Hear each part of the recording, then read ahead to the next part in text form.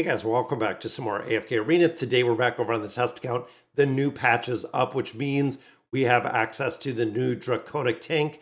I want to check out this guy. I want to see exactly what he is about. Now there he is. Look at that. You talk about a monster-sized tank. Kregor, he looks awesome. And you can see he's a tank and he's a buffer. So that was one of the questions when we seen the patch notes. It seemed like he was somewhat of a buffer. So very cool to see. Let's run through these skills and abilities, see exactly what he is about. So Dragon Quake, at the start of battle, he descends from the sky and creates a Dragon Quake zone, covers the allied side of the battlefield. So he is going to cover the entire allied side. Passive ability, enemies within the Dragon Quake zone will not be branded, are periodically knocked back, and they inflict 20% less damage and health loss. There we go. The active ability. So this is when he actually used the ultimate ability. He enhances the Dragon Quake zone for 4 seconds. When cast, dispels most buffs on enemies within the zone. While the Dragon Quake zone is enchanted, enemies outside the zone that have not been branded are banished.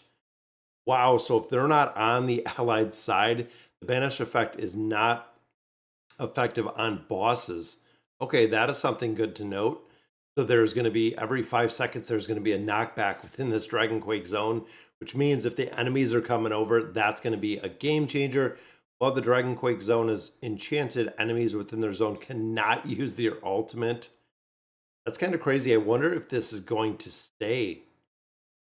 I wonder if the Dragon Quake zone is going to stay. It looks like it does. We'll have to see. When cast, dispels most debuffs on allies within the zone. So now we're removing buffs and we're removing debuffs on allies, which means, of course, big PvP implementation right there. The terrifying Tremor. Again, a passive and then a active ability for this one. When there are no branded enemies in the battlefield, Kregor's basic attack applies brands when they deal damage. There can only be one brand present on the battlefield at a time, so we know that only one. Branded enemies will have their attack rating reduced by 30%. Well, while the Dragon Quake zone is not enchanted, whenever an unbranded enemy takes damage, unbranded allied heroes receive 20% of that damage as health loss. 1 second after the Dragon Quake zone's enchantment ends, all enemies receive 20% of the damage taken by branded enemies. It seems like it's going to share this. The enchanted zone is health loss. If a branded enemy remains within the Dragon Quake zone for longer than 5 seconds during a single battle, then the brand will be enchanted, further increasing the damage counting as health loss. I'm waiting to see exactly where we're going to see him as a tank, because I know there is some attack rating reduction right here. If they remain for 10 seconds, it goes to 50%. Branded enemies will have their health reduced by 10%. Kregor's dash attack and basic attack deal extra dragon speak damage equal to 5% of max health. It's interesting too because it's all saying based on the max health in here. Then of course, right there it goes to 7% of max health to the branded enemies. Now remember, it says there's only one branded enemy unless something else is going to change this. One brand present on the battlefield at a time. Again, that's something we're going to have to look at with that debuff he has right there. Dash attack. This is one that was talking just about the health loss in that last skill. Targets the foremost enemy and dashes at them and slams them with the totem, dealing damage equal to 250% of the attack rating, knocking them down. The target is also branded. Now, again, the last one said there was only one brand. If they are already branded, they take extra damage equal to 7% of Kregor's max health. So there we go.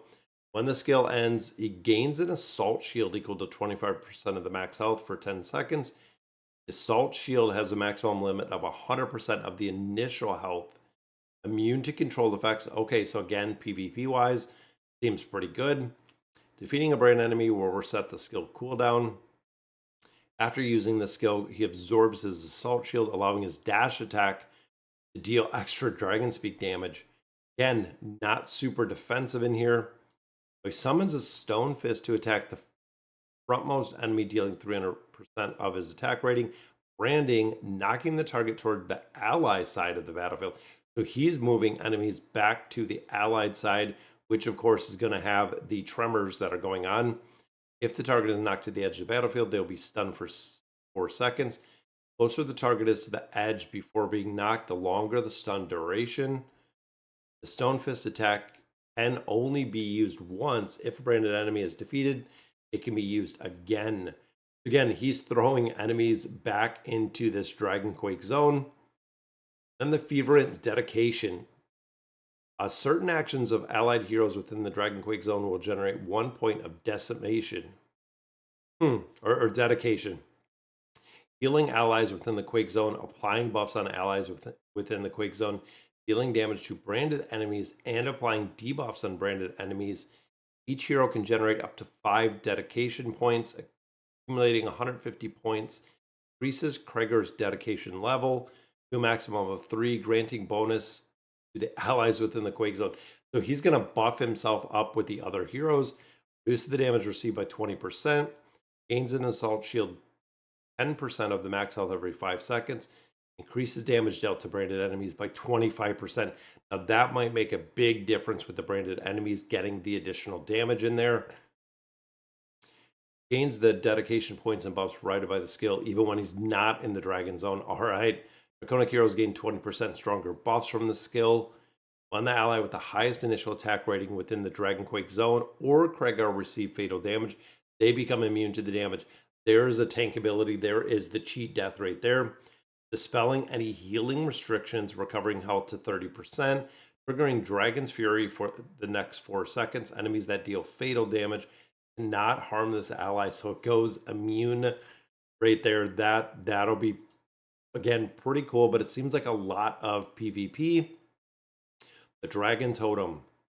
Branded enemies continuously provide 8 dedication while they remain inside the Dragon Quake zone. Enchanted brands will provide 12 dedication. Further enchanting will provide 15 dedication. When dedication level increases, branded enemies are stunned. Okay, so there we go. Remember, only 1 brand. Dedication level 4 comes out. Look at that. Damage reduction effect is increased to 25%.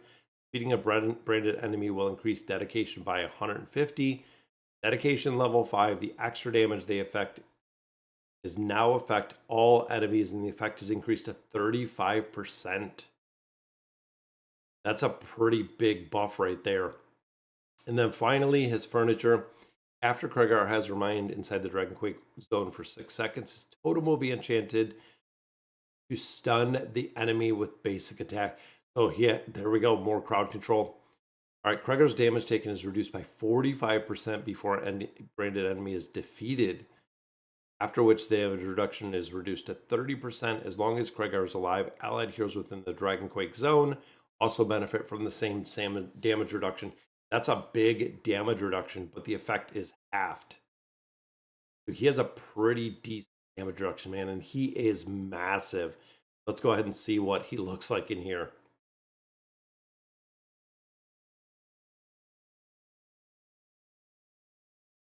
Drops out of the sky. So very, very similar to Sophia. So there is the Dragon Quake zone. I want to see because he knocks enemies back into it.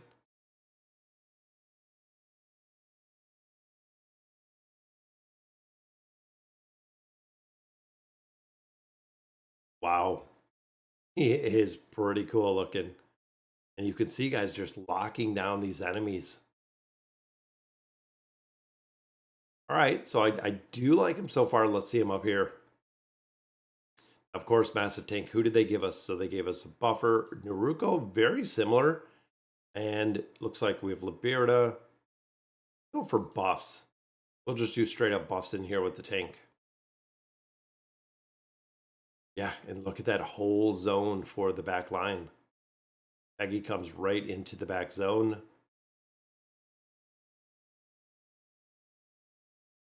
Wow. Yeah, Naruko 6.77. Definitely a pretty big tank in there. But again, guys, he is awesome looking. I love the design of him. I'm going to have to see the effectiveness. Now, there's a ton, of course, when it comes to the skills and abilities that we went through. That is going to do it for today's video. Let me know in the comments what you guys think. And as always, thank you guys for watching.